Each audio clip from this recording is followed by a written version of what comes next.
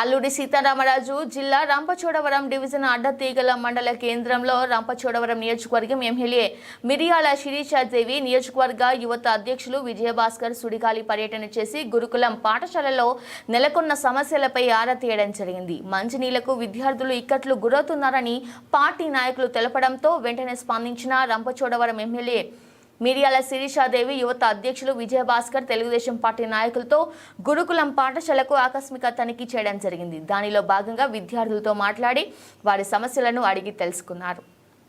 Telugu Desam party నాయకులు ఎడ్ల శ్రీనివాస్, అక్కపల్లి పండు, ఎం శ్రీనివాస్, జనసేన పార్టీ నాయకులు జయరాం మొదలగు వారు పాల్గొన్నారు.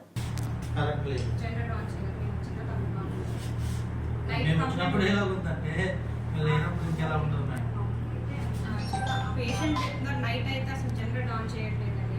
12 టైం పోవచ్చాను ఇబ్బంది పడుతున్నాను. డే టైం ఓకే, నైట్ అయితే ఇబ్బంది కదా. ఇప్పుడు మీరు వచ్చే స్టాఫ్ ఎవరు లేదు, ఇద్దరు స్టాఫ్ వచ్చేది మా ఇద్దరు నైట్ ఇద్దరే స్టాఫ్ ఉంటున్నారు మేడం. నైట్ డాక్టర్ ఉంటారు. ఒక డాక్టర్ గారు కూడా లేదు కదా వచ్చినప్పుడు జనరేట్ టైం చేయలేకపోతాం. ఒకటి రెండోది మీరు ఇచ్చి జీతం మాకు సాధలేదు కాబట్టి మేము హాస్పిటల్లో టైం దాటిందనుకో 4 గంటలకి మేము బయటకు వెళ్ళిపోయినా సింపుల్గా చెప్తున్నారు. మీకు ఇప్పుడు కూడా సడన్గా పేషెంట్ వచ్చాడు, ఏంటి పరిస్థితి? వంటలు ఉంటారండి. వంటలు మాకు పైన మిడిల్ ఆఫ్ రాబడి అన్నారు.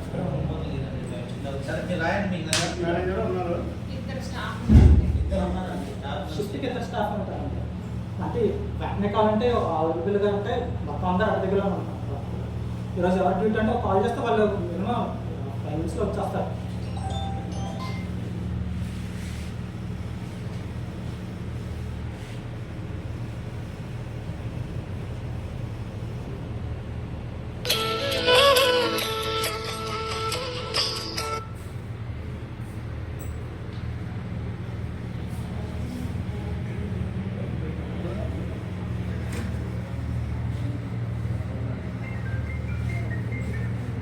కోసం వెయిటింగ్.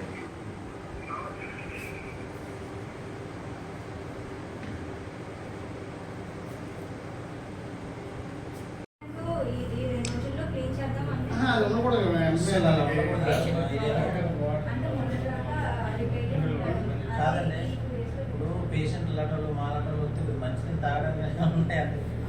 ఏదో ఒకసారి తెప్పించండి. బండి చేస్తుందమ్మా అది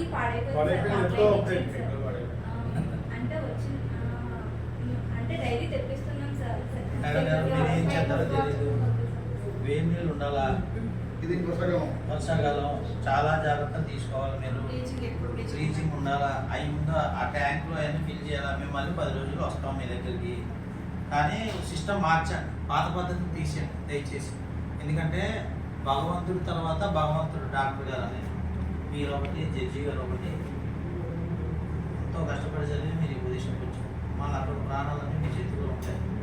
సామాన్యమైన జనం ఏజెన్సీ ఏరియా కొద్దిగా తీసుకుని జీతం కోసమైనా కొద్దిగా డాక్టర్ పని చేయాలి కదా. అసలు ఏమి బాగాలేదు, మన ఇల్లు అయితే అలా వదిలేసుకున్నాం చెప్పండి ఒకసారి. ఎంత నరకం అనుభవించాలి. వాళ్ళు ఫోన్ చేస్తేనే వచ్చాం మేము, లేకపోతే మేము రాము. కొద్దిగా పాత పద్ధతి మానండి. ఎవరో ఫోన్ చేశారు, వాడు మా ఊడు, ఈడు మా ఊడు, ఇవన్నీ మానండి. ప్రజలకు సేవ చేయండి, అంతే మన పని. దయచేసి అర్థం చేసుకోండి. ఇప్పుడు మీరు రాజమండ్రిలో ఉన్నారు కదా, ఇప్పుడు అది ఒకసారి ఎండి ఆఫీస్కి తెప్పించండి ఆ మోటార్.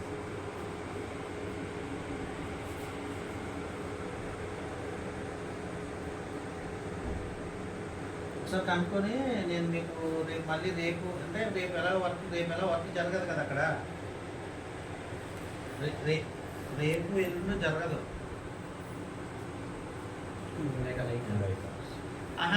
వచ్చిన ఒక విషయం చెప్తాను. వచ్చినా వాళ్ళు ఏం చేస్తారంటే కన్నం తేవడమే సరిపోద్ది. వాళ్ళకి పాత మోటార్ పీకేసి కన్నం తేవడం సరిపోద్ది. మీరు అర్జెంటుగా మోటార్ అడ్డు దగ్గర వచ్చి ఏర్పాటు చేయాలి. 7.5 HP మీరు పట్టుకొస్తారా, లేకపోతే నేను ఎవరికైనా కుర్రోకి బెత్త వేయించనా? సార్ నేను బెత్త ఇస్తాను, మీరు ఎండి ఆఫీస్ తెప్పించండి అమౌంట్.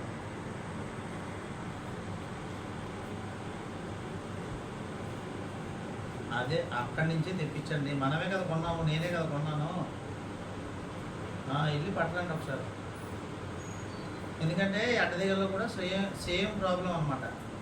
మనం అలాగా 3 రోజులు 4 రోజులు వర్క్ అక్కడ జరగకుండా మోటార్ రూమ్ కాడ పెట్టుకొని ఉంటాం. అదేదో తెచ్చి ఇక్కడ పెట్టామనుకో, నేను మళ్ళీ రేపు కొత్త మోటార్ అక్కడ తెచ్చిపెట్టి పెడతాను. కొద్ది బాగా అది ఆ ఎండ్ ఆఫీస్కి తెప్పించాను. 7.5 HP పంపించాను. 5 HP ఉంది. సరే ఇప్పుడు పంపించండి, నేను అక్కడ కుర్రోడికి పెడతాయి. సరే సరే ఫోన్ అయినా మాట్లాడి